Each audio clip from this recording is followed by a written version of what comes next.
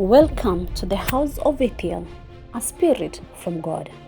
On the 15th of June 2024, the man of God, Prophet Favor Ithiel, gave a prophetic word to the nation of North Korea.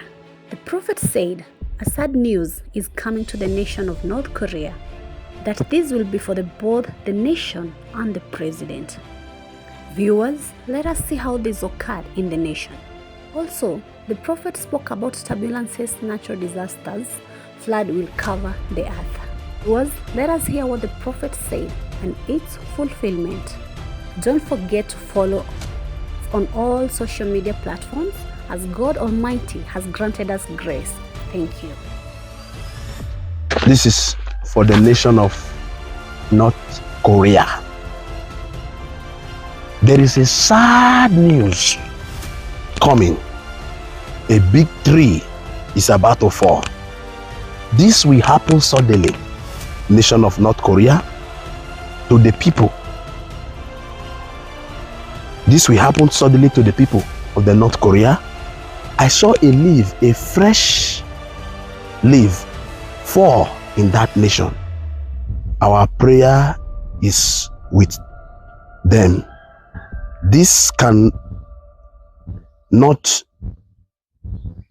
This tree, this leaf, connected to the house of King, because the moment I saw this vision, I could look in the cloud. I saw in a capital letter written King. Last story tonight, let's talk about obesity. Science calls it a chronic disease. If you're obese, it means you have excess body fat. Some call it a modern day condition. Others say it has always existed. Globally, 1.1 billion people are obese. That's 14% of the global population. By 2035, that number could rise to 51%. So it's a big problem for the world. But right now, it's an even bigger problem for North Korea. Its leader, Kim Jong-un, is battling obesity. Forget nuclear superpowers. Looks like Kim's biggest struggle is with his weight. Now, North Korea is one of the most secretive countries in the world. It's called the Hermit Kingdom. So you may be wondering, where is this information coming from? Well, it's from an intelligence report released by South Korea's top spy agency. They keep track of every activity in the north, and this is what they chanced upon: Kim's health struggles. Now, some background here. Kim Jong-un was born in 1984, so he's 40 years old. He's around 5 feet 7 inches tall. He weighs around 140 kilos, 140. That puts him in the very severely obese category. In 2021, Kim Jong-un lost some weight, around 20 kilos. He looked visibly slimmer. His face appeared thinner, and this broke hearts across North Korea. People were worried about their leader. They thought he was ill, that he was suffering from some disease. Some even cried at the sight of him. That's not the reaction you would want after a makeover, but Kim did not seem to mind. After all, North Korea is a very different society. It's cut off from the rest of the world. It struggles with a food crisis. Half of its citizens are impoverished. There is rampant malnutrition. So in a country like that, being overweight is a sign of wealth. It's like a status symbol, apparently. And as the country's leader, Kim Jong-un must be a reflection of that. So his weight loss journey did not go down too well with his people. What's worse, it did not even last. Kim gained all his weight back. On top of that, he smokes every day. He's a heavy drinker. He's often under stress. And all of that is now leading to health problems. He apparently has high blood pressure.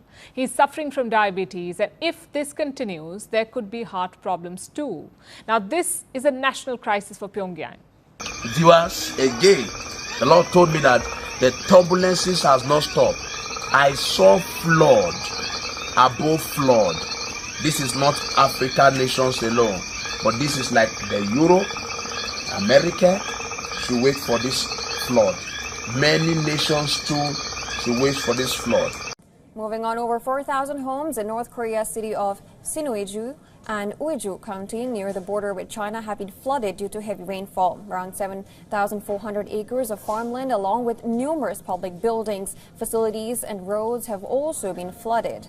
According to state media reports, North Korea has deployed military helicopters to bring thousands of people stranded in a flood-hit zone to safety. The country's leader, Kim Jong-un, has been inspecting flood-ravaged areas and has also personally guided a military rescue operation. State media reported that Kim reprimanded officials for their failure to prepare and respond to the recent torrential rains, despite previous orders to enhance the country's readiness against natural disasters.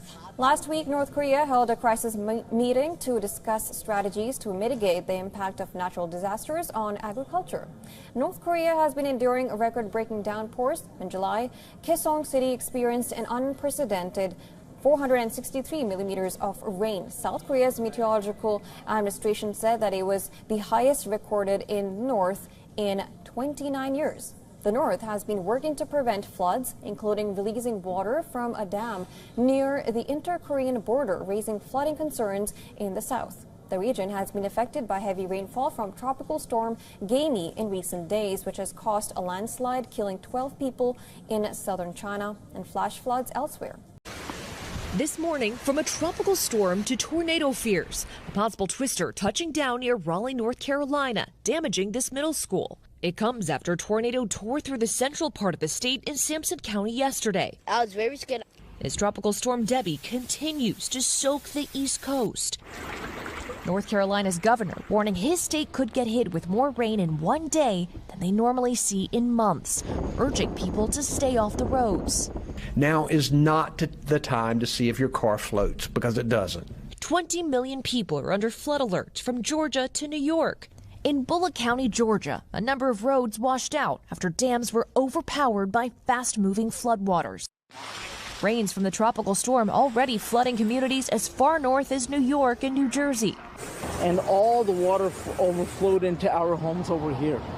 Snarling air travel with serious flight delays up and down the East Coast. We were just devastated. It was bad. And today is a double threat. Those in Debbie's path are under a flood risk, but we are also seeing a potential tornado risk that could be higher than any day we have seen so far. And Revival is coming. Revival is coming, that it will be a global wave. And this revival will be result of a lot of natural disaster, because the Lord will shake, is going to still shake the whole world by some earthquake. The world will be shaken.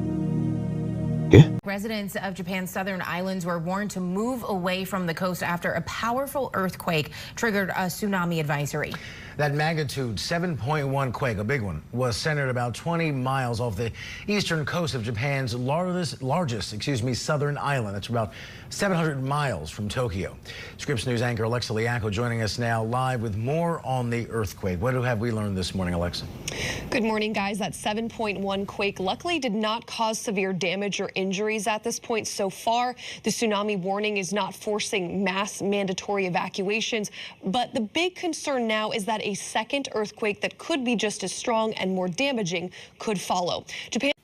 The Japanese Meteorological Agency has issued a mega quake advisory after a magnitude 7.1 earthquake struck Kyushu Thursday afternoon.